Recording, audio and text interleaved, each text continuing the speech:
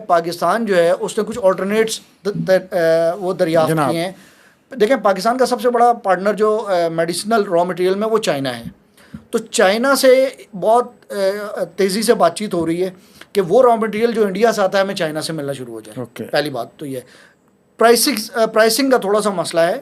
India جو Chinese raw material ہے وہ تھوڑا سا مہنگا ہے کیونکہ وہ بہتر ہوتا ہے انڈین را مٹیریل کے مقابلے میں. تھوڑا سا بہتر ہوتا ہے لیکن اس لیے جو ہے اس کی پرائس زیادہ ہوتی ہے.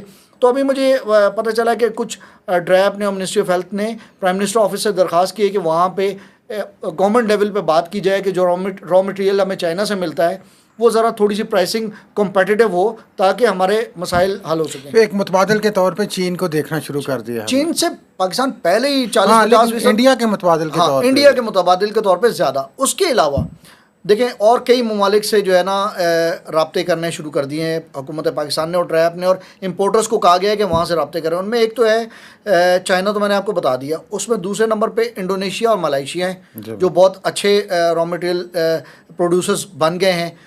کوریا جو ہے ساؤتھ کوریا بہت اچھا بنا رہا ہے را مٹیریلز بنا رہا ہے.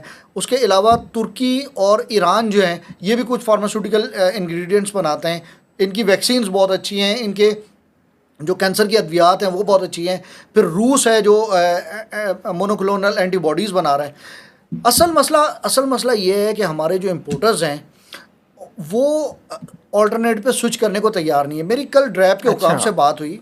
ڈرائیو کے حکام نے پہلے تو ایک مجھے تسلی دی. انہوں نے کہا وقار بھٹی صاحب ہر کمپنی کے پاس کم از کم 3 مہینے کا تیار مال موجود ہوتا ہے انوینٹری, اور 3 مہینے کا ہی ان کے پاس را مٹیریل موجود ہوتا ہے. تو 6 مہینے تک تو ہمیں کوئی, اگر 6 مہینے تک ہماری انڈیا سے تجارت بند ہوتی ہے 6 مہینے بڑا لمبا عرصہ بتا رہے ہیں, اس وقت تک ہمارے پاس ادویات کا کوئی بحران ہونے نہیں جا رہا. ایک بات.